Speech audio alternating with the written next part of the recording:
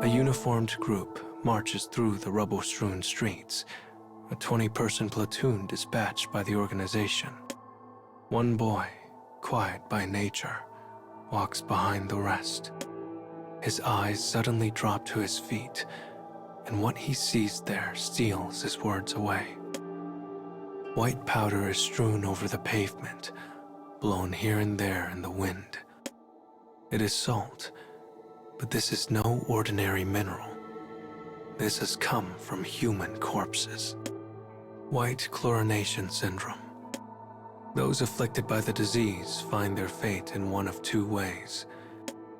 One, their bodies turn to salt and they die.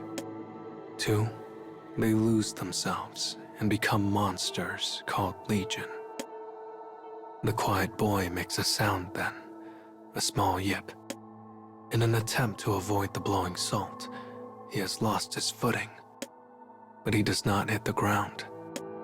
A uniformed girl behind him grabs his arm, effortlessly keeping him upright. Shocked by her strength, he opens his mouth to thank her. But her mouth widens in a mischievous grin, her crooked teeth on full display. You tripped on nothing there, man. Goddamn, you really are the feeble kid. The boy draws a breath to reply, but finds himself too intimidated to speak. Cut it out, says another girl as she twirls her red hair with a finger. Us rejects need to get along. The girl with crooked teeth turns her savage gaze towards the redhead. Who you calling a reject? You? Me? All of us? Haven't you noticed? This platoon is made up of underachievers. She speaks the truth. The platoon is comprised entirely of rejects. This mission is their last chance to remain with the organization. But the girl with crooked teeth does not accept this. I bet the people up top are worried about the reject platoon, so they stuck me here as insurance. The platoon's mission is to venture into an unexplored area and find a specific individual. Said individual is a researcher. Eyewitnesses claim that though he is afflicted with white chlorination syndrome, he retains his mental faculties. They must find this man. If they do not, the platoon will be out of chances. Hey, come on, says a small boy with uneasy eyes.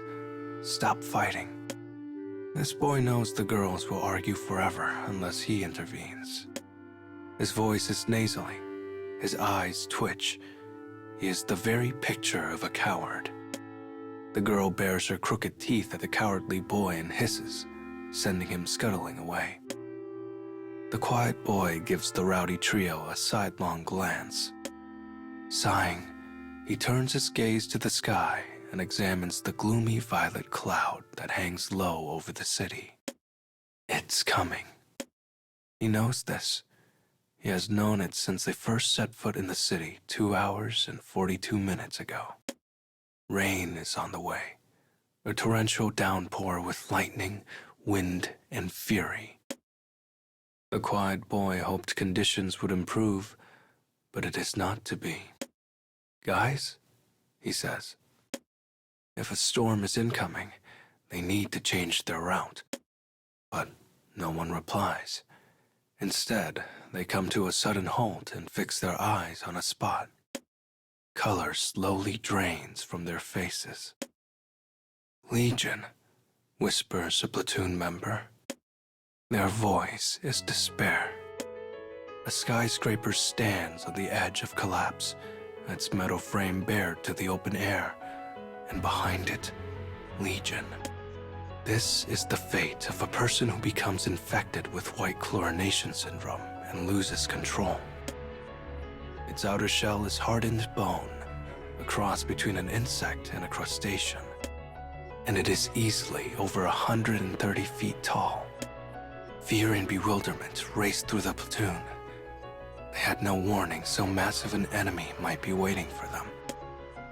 Humans of flesh and blood, and rejects at that, stand no hope against it. It is so unreal, the platoon has trouble accepting it. The Legion slowly turns to look at them. Time is short now. As a single screaming mass, they turn and run into a nearby ruin of a building.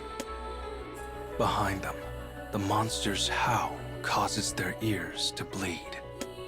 The building in which they sought shelter shudders, scarcely holding together. The Legion is attempting to smash the building and everyone inside it. The platoon members shudder in terror, their minds threatening to break at any moment. All except the quiet boy. His breaths alone remain measured, steady, calm. He stares out the window and thinks. Beyond the shattered glass, small droplets of rain quickly turn into a torrential downpour. Flashes of lightning illuminate gray clouds, followed by thunder nearly as loud as the Legion's howl. Suddenly, realization strikes. He knows how they can escape, and more than that, how his platoon of rejects can defeat the Legion outside. "I have an idea," he says. The cold steel in his voice instantly stills the panic rippling through his fellows. Prompted by their gazes, he begins to explain. He tells them how they can get out of this despair, about his 1 in a million bet. The platoon hesitates at first, but they eventually realize it is the only hope they have. At least, it's better than waiting for death. The quiet boy runs up a set of collapsing stairs to the roof and looks down over the city. Positioning himself somewhere with a clear view of the city below, he begins issuing orders that he hopes will get the Legion's attention. First up is the cowardly boy, who bursts from the building and begins to run. He is the swiftest of their group. He is the lure for the Legion, the bait. His fellows make sure the path is open for him. The girl with crooked teeth uses superhuman strength to remove piles of rubble, creating the shortest route to the target location. The rest of the platoon helps as best they can, clearing a path for the boy as he races past. The Legion lumbers after him, growing ever closer, but just as it is ready to reach down and rend the cowardly boy in two. "Hey dummy, up here." The red-headed girl's voice echoes around the ruined city. From atop a nearby roof, she fires a bullet that knocks the Legion's hand away. Every member of the platoon knows what they must do, and they give their all to the effort. All is going according to plan, because the quiet boy understands the strengths of his reject platoon. Finally, Coward and Monster arrive at a suspension bridge on the verge of collapse. A gaping hole yawns beneath it. Aging wires extend from worn-out towers, barely holding up the bridge deck as it sways in the storm. The bridge groans as the massive creature steps upon it. A flash of lightning streaks across the sky, covering the empty city in blinding white light. The entire platoon looks up as if in prayer. A loud rumble rips apart the sky.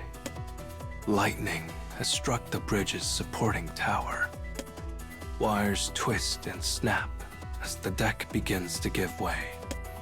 The cowardly boy dashes across the undulating surface and leaps to safety.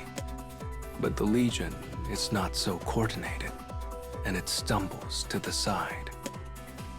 As it does, the bridge finally gives way, plunging stone and wire and beast down into the abyss. It wails as it falls, giving voice to madness.